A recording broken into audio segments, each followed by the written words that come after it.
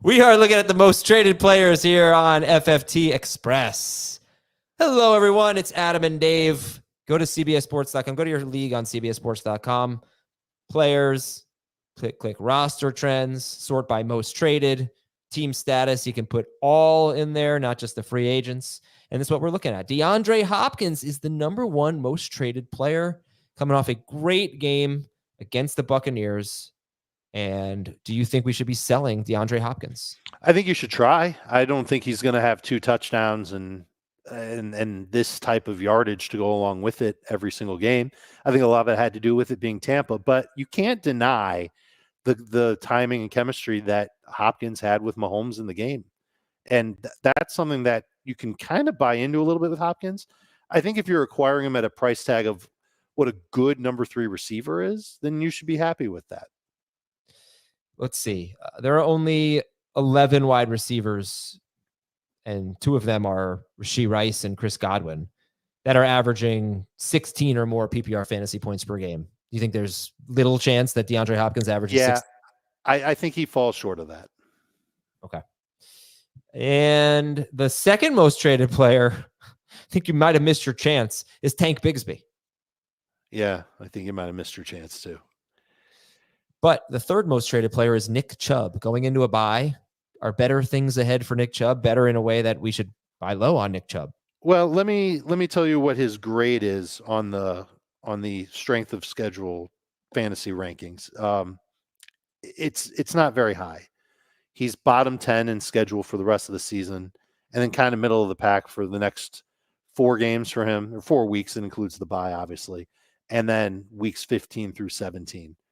Is there a buy low opportunity with Nick Chubb? Sure, but I can't say that we've seen a lot of good from him in 3 games. He's still sharing the ball, and he's gonna kind of need a touchdown. He's not sharing it that much, though. Not is he doing? Does he have the same workload that he had last year and really the year before, because he got hurt so early on last year? 15, 16 carries in his last 2 games. That's not bad. Catches. Only 2 catches, though. So that's a problem. 3 games, yeah. Right. 6 targets in 3 games. Would you rather have Kareem Hunt or Nick Chubb? I'd rather have Chubb, because I think he's going to, as long as he stays healthy, he'll play every week. Whereas Kareem Hunt, whenever Isaiah Pacheco comes back, 2-3 weeks after that, Kareem Hunt could be, a total nothing burger. Jaylen Waddle is number 4. By the way, Kareem Hunt is number 6 on the most traded list. So it's Hopkins, Bigsby, Nick Chubb, Jaylen Waddle 4, Devonte Adams 5. I would imagine people are just like fire sailing Jaylen Waddle at this point, and that he's not getting much in trade. And how could he? He's had 1 great game. It came in week 1. You can give him a pass for the games without Tua, but Tua's been back for a couple of weeks, and he's still not producing. And I think a lot of it has to do with him sharing the field with Achane, sharing the field with Tyreek Hill, the A-dot and the short, quick passes from Tyreek Hill. I think that hurts Jaylen Waddle. So scored last week and still wasn't great for fantasy. Like, what does this guy have to do to get back into the 15 plus PPR range? I don't know if he's going to have many opportunities to even get there. I know what he has to do. He has to run forward, not 20 plus yards backwards on the last play of the game. Sure. Some fantasy points. Devonte Adams is the 5th most traded player. I think that's fantasy managers trying to sell high on him after his big game against Houston. Yeah. But I almost think that there's equal parts people who believe in Devonte Adams and that he's still going to be high volume, reliable target, red zone target for Aaron Rodgers, as there is for people who think overrated, over the hill, not as good as that stat line suggests. So it's interesting how that balance works. If you've got Devonte Adams and you're not sold on him after this last game, you can probably find a taker for him in trade. Would you rather have DeAndre Hopkins or Devonte Adams? Adams. Would you rather have Marvin Harrison Jr., who's 7th on the trade chart, and the most traded list, or Devonte Adams? Adams. If I had said trade chart earlier, I apologize. I meant most traded list. Right. Trade chart is what can help you make a trade. That's on cbssports.com too. Number 8 on the most traded list is Tyreek Hill. Jamie and Heath seemed, and I guess you too, the 3 of you seem very encouraged that Tyreek Hill is going to have a lot of great games coming up. And I'm not. I'm a little less enthused. I wouldn't say encouraged. There's nothing that's encouraging about what's happened. Tua's got the lowest ADOT in the NFL.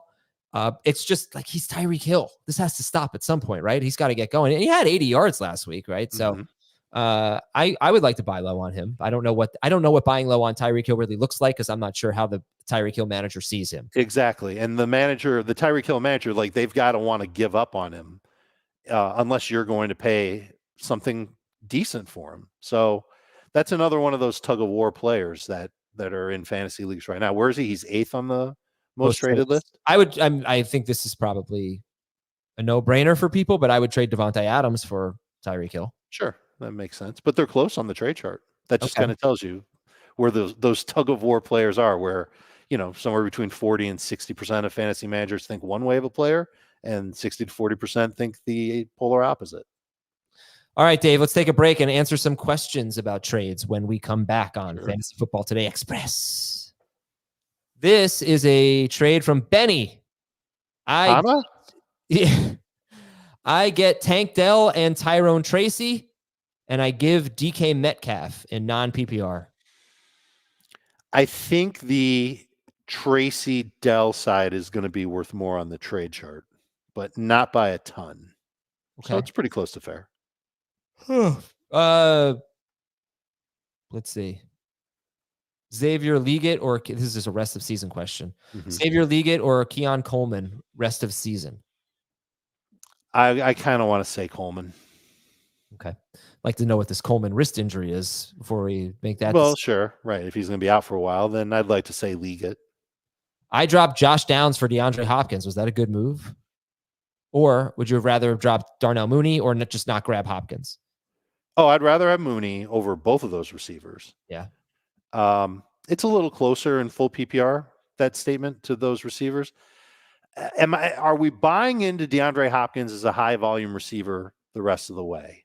I am buying in more than than you, Jamie. Yeah, no, I think he could see 7 targets a game. And I think Downs can too. I think they're probably pretty close. Maybe you can make the case for Hopkins because he's got the better quarterback, better role. Okay.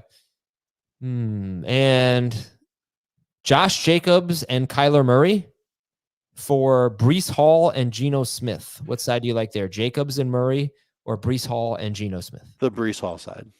Yeah. He's the best player in the deal. Scuppy wants to know if he should give up JSN for Baker Mayfield. He has CJ Stroud. I think I feel like you're giving up too much for Baker.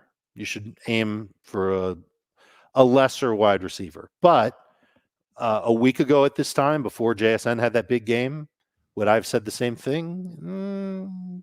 Full PPR, I might have said the same thing. Non-PPR, I probably would say that's fine. Go for it.